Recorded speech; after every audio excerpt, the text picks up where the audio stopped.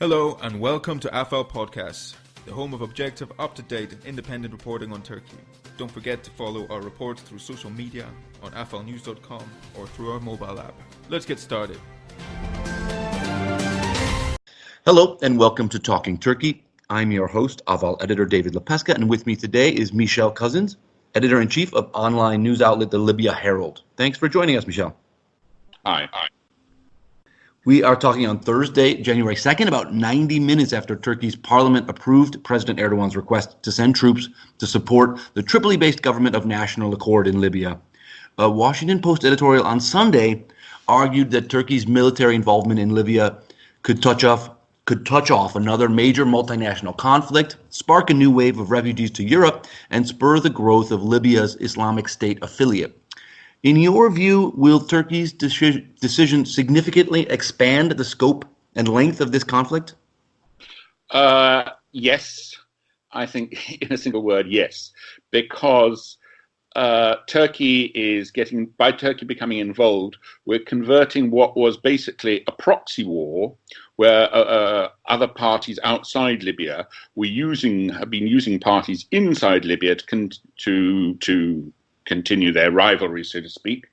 But now we're getting them actually involved. And this has the danger here is that we could be transforming what is a civil war into a regional conflict. There's no reason why, if Turkey gets involved, why Egypt's not going to get involved. And are they going to carry on just confronting each other within Libya, or are we going to see this go regional? And that is there's a great danger that could happen. The one-year mandate given by Turkish parliament empowers Erdogan to determine the size, makeup, and duration of the force to be dispatched. The GNA has said it expects Turkey to send a sizable force to save it from General Khalifa Haftar's forces, but most observers expect Turkish troops to mainly advise and train the GNA forces, and then Turkey-allied Syrian rebels to do the actual fighting. What sort of Turkish deployment do you expect, and how do you see it impacting the conflict? Well, if it were a case of other forces, Syrians coming in, they wouldn't have needed to go through the Turkish parliament to get this done. They could have done that without that. It's not It's not required. I don't think that would have parliamentary legislation would have been required for that. And as it so happens, there are Turkish specialists, military specialists, advisors already in Tripoli, already helping, and in Misrata, who have been helping with drones and other equipment provided by Turkey. So that's not necessary. This is very much a boots on the ground move. And I do think that there will be boots on the ground. It's not going to be bring in some Syrian Islamists to fight in Libya, or bring in a few specialists who are going to direct GNA operations of the government in Tripoli. It's actually boots on the ground that this permits, and that's what we're going to see happening. So you expect several hundred Turkish troops fighting on the ground? I would have thought possibly more than that. Okay. I think we need to talk in terms of at least 1,000, if not more, if not a lot more. And it will change the situation dramatically. Turkey reportedly fast-tracked this motion on Libyan troop deployment mainly because of Russian support for Haftar, which includes 1,000 mercenaries of Wagner Group and considerable funding as well, because this Russian support has pushed Haftar's army's advance to the brink of Tripoli. Would you say this is accurate? Is Haftar on the verge of toppling the GNA? Because he has declared, I believe, 4 different times a 0 hour in Tripoli. So from a distance, it's hard to get a firm grasp on the fighting.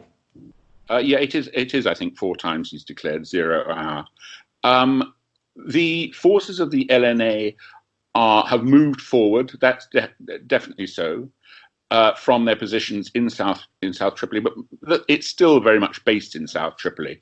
There is an awful lot of dissimulation taking place by both sides, saying, we're moving forward in the case of the LNA, and we moved here, there, but the fighting is still very much where it was a few weeks ago. It's moved forward, as I say, a little, and the forces of the GNA are very weak and getting weaker. But the the LNA is not a very strong force, and it's the presence of the Russians that have changed things. And it's not necessarily required an awful lot of Russians. I think there's been a great deal of exaggeration about the numbers of Russians involved. They're not going there to die for Haftar. A lot of them have been specialists who've been. Yes, there are snipers there, but others have been specialists who've been coordinating the LNA offensive. But certainly the LNA is moving forward. And if no one were to come to the GNA's defense, so to speak, then ultimately the LNA would win. But there are still some strong forces. The GNA, the government in Tripoli, Government of National Accord, is still got has got some strong forces supporting it. And of those, the two most important are the Misratan forces, who are they've learned how to fight because they fought in Sirte against Daesh, ISIS, and they're quite good. They're good. And the forces, there are also the forces that came from Benghazi that were run out of Benghazi by Haftar's army. And run out of Sirte. They've got nowhere to run to. They will fight to the death because they believe that if they surrender, they'll be killed. Haftar has said they have to be eliminated. So they will carry on fighting to the end. So those two groups will carry on fighting. The militias in Tripoli, who knows what they'll do? They will look to their own interests. But you would agree that the arrival of Turkish forces may well be saving the GNA from defeat. I think it will save the GNA from defeat, because the Turkish armed forces are very good armed. They're professional. They know what they're doing. They would be against an army, Haftar's army, which is not all that well trained. That it's not that good. It's been improved by the addition of Russian forces, and also there are Sudanese mercenaries fighting with it too, and some others. But there'd be none of them would be any match for the Turks. Well, they back opposing forces in Libya, but Erdogan and Putin are set to meet in Istanbul next week to open the Turk Stream pipeline. How do you see their Libya talks playing out? I've heard rumors that Turkey and Russia might reach some sort of power-sharing deal to end the conflict, similar to what they've done in Syria. I think it will be very similar to what's been done in Syria. They will. I'm convinced they will reach a deal. It's in neither the interest of Putin or of Erdogan that their respective forces come to blows in Libya. They don't want that, and it won't, and they'll make sure it doesn't happen. Remember this: the Russian forces that are there, okay, they're a private company, Wagner Group, but they wouldn't be there if Putin didn't want them to be there. And I think there will be a deal which very much favors Turkey, because Turkey, in fact, effectively has given Russia, I wouldn't use the word carte blanche in Syria, but the Russians have the controlling hand in Syria, and that's to Turkey's to Erdogan's advantage, because if Russia is dealing with leading the attack on Idlib, it puts an end to Erdogan's fears about Kurds in Syria. He can afford to let the Russians take control of Syria, as long as he gets a good deal in Libya. Libya is very, very important to Turkey, or even more so, very, very important to Erdogan, because Libya has been a major economic partner for Turkey, and if Libya manages to get its act together, it's going to be very much an El Dorado for business around the world. But if Haftar were to win, Turkey would be cut out of Libya, totally cut out of Libya, and I can't remember how many billions. I'm talking dollars here.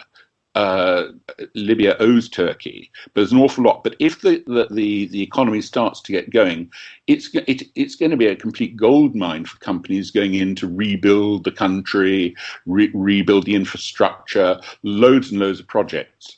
And for Turkey, that's very, very important, because the Turkish economy is not doing well, and to be cut out of what would be the major regional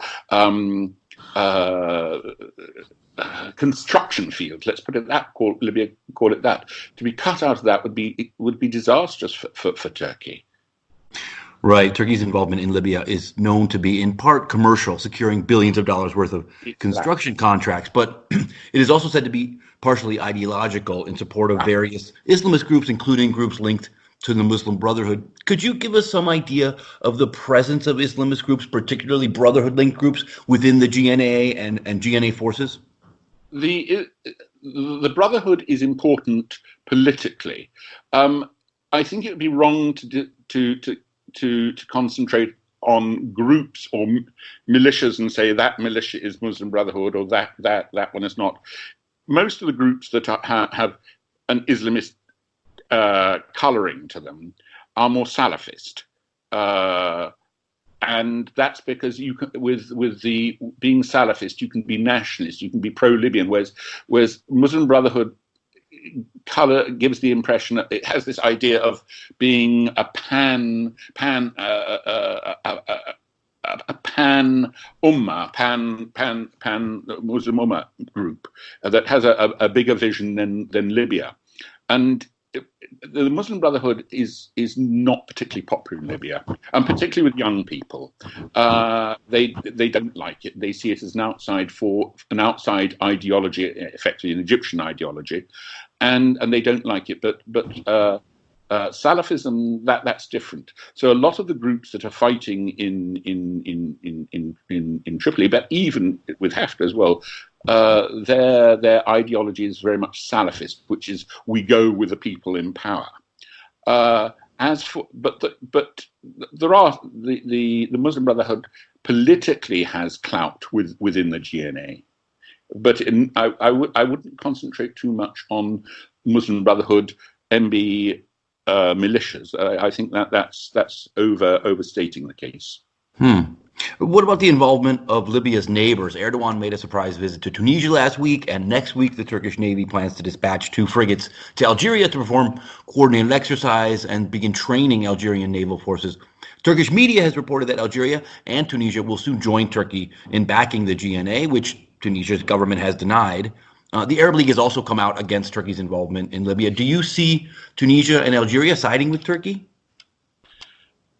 It's a bit more complicated than that. Yes, there have been these statements. It wasn't just Turkey, but the Minister of Interior in Tripoli, Fatih Bashara, also said that an alliance had been created between, he said Libya, but the GNA, Turkey, Tunisia, and Algeria, which is what the Tunisians denied.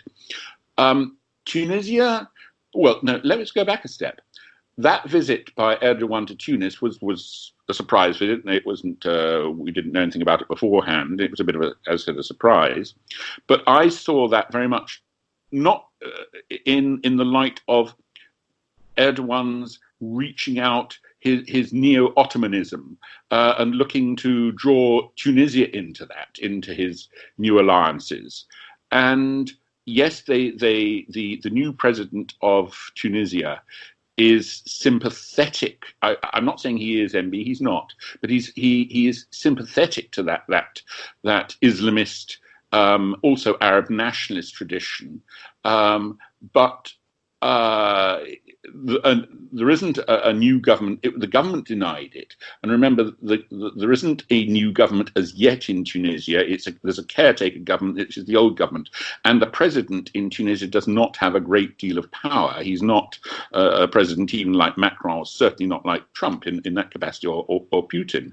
He's very much a figurehead. He has some power and certainly some influence, but I think he is sympathetic to such an alliance. Another thing you must say about Tunisia is that they always have to work with whoever is in power in Tripoli, because that's the immediate, that's what's next door, immediately next door. And so for economic reasons, for political reasons, they always work with whoever's in power in Tripoli. Benghazi, well, that's a long way away. And in fact, it's the same with Egypt. It looks to who is on its western frontier, which in this case is Haftar, because they want security there. Both of them want security on their Libyan frontiers. So I I think Tunisia would be the establishment in Tunisia would be very uncomfortable with the idea of going into an alliance with Turkey over Libya. As for Algeria, well, Algeria has always been very nervous of Egyptian influence in Libya. If it sees Libya heading towards Egypt, it becomes uncomfortable and wants to draw it back to a happy median. And so there's a degree of truth in that idea of an alliance, but I don't think it's an alliance, a military alliance. It's an alliance of empathies at the moment. I don't see it moving further than that. Okay, U.S. Congress is mulling a bill that would sanction Russia for its involvement in Libya, while others are now calling on the United States to take a similar move against Turkey for its involvement. What's your view? Would sanctioning Russia and Turkey make any impact? And what is Libyans' view? It seems a bit ironic to me that the U.S. and Europe, which helped create a power vacuum back in 2011, now threaten to punish foreign meddling in this civil war. Yeah, that's the whole point. Libya is a football that everyone else is kicking around. In fact, an even better analogy, although a lot of people won't know, is probably a rugby ball, because they're picking it up and running off with it, or trying to. But that's been the case. I'm not saying that Libya's problems have not, that Libya itself isn't responsible for a lot of its problems, but they've been made infinitely worse by the activities of a number of external players. And some of them have actually tried to help, but have helped so badly. You know that the expression, the road to hell is paved with good intentions. Well, that's certainly been the case in Libya. Mind you, a lot of those good intentions have got self-interest at the same time. But I think the American bill, I don't think Libyans are paying much attention to that, except for the fact it would sanction some people, some Libyans. Haftar is the most obvious case it would sanction. If that bill goes through, Haftar would come up for sanctions, I'm pretty sure, and those who support Haftar. And that will have an effect because Haftar still has got American nationality. Speaking of external actors, also today, the leaders of Cyprus, Greece, and Israel signed an accord for a $6 billion East Med pipeline. That project circumvents Turkey and, of course, runs through waters claimed by Ankara in its maritime boundary deal with the GNA. Last week, Agila Saleh, the head of the GNA rival parliament based in Tobruk, visited Cyprus and asked the Cypriot foreign minister call on the EU to withdraw its recognition of the Tripoli government. So it seems increasingly clear that the Cyprus dispute and the quest for Eastern Mediterranean gas riches are becoming intertwined with the conflict in Libya. Very, very, very much so. By the way, Agila Saleh is not head of the other government.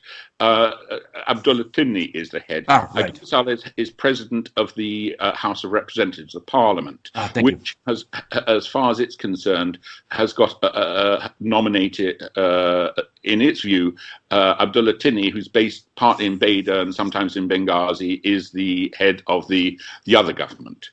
Being just two. So one government led by Tini, the other led by Siraj in Tripoli.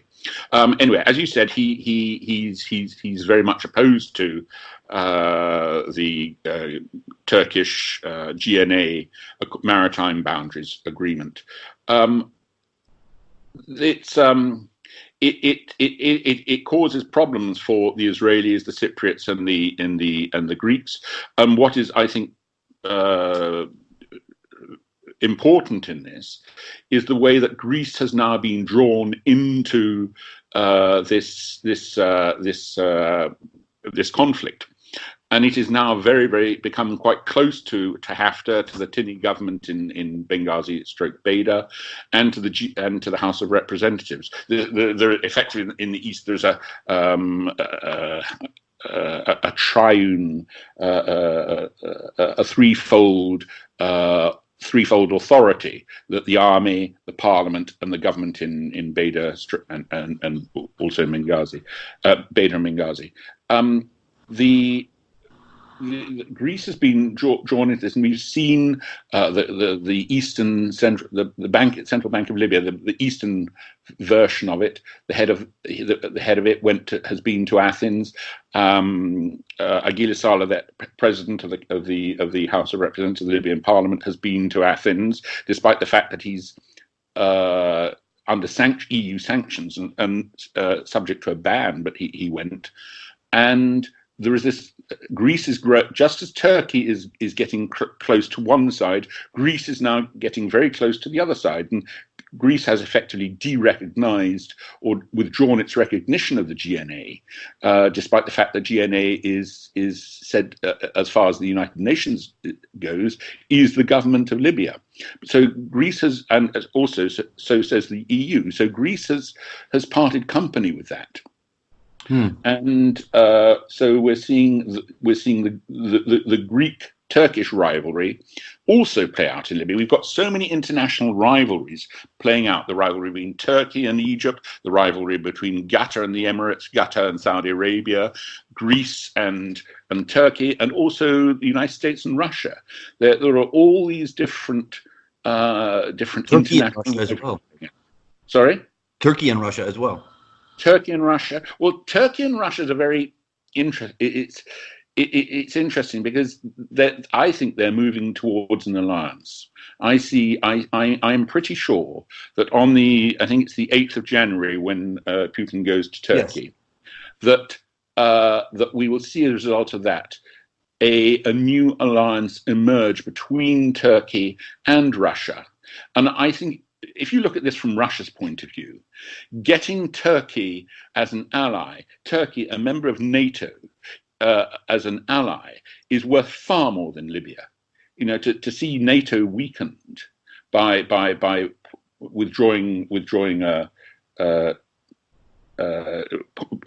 weakening Turkey's membership of the alliance, that's a major diplomatic gain for Russia. And so when you see that alliance, that deal, those talks next week on January 8th between Putin and Erdogan, reaching a deal that ends the conflict? No, I don't. I see it reaching a deal which effectively gives the green light for Turkey to carry on doing what it wants in Libya. Even though that's in direct conflict with what Russia is doing.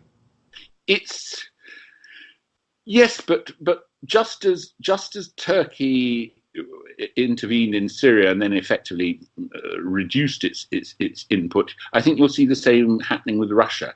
It's not in Russia's interests really Russia's never going to win Libya, and it knows that. As long as it can maintain its economic interests in Libya, building the railways, gas and oil concessions, and that Libya is sympathetic to it, I think that it'll be very happy with that. It doesn't need ports. It doesn't need air bases. It never had them, really, and it doesn't need them. It's got Syria. So why? I don't think Russia's got enough of problems anywhere in Syria without adding to them in Libya. Just to return to the previous questions, how do you see the Turkey-Libya maritime agreement playing out? I assume you don't think those borders they claimed are going to hold. Most observers, most analysts say they're almost ridiculous. Well, they are ridiculous. I mean, they have no legal. They're not legal internationally, regardless of what Turkey says or what Libya says.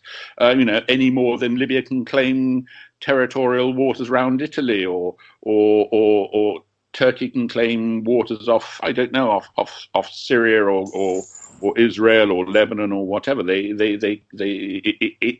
can make the statement. It has no validity.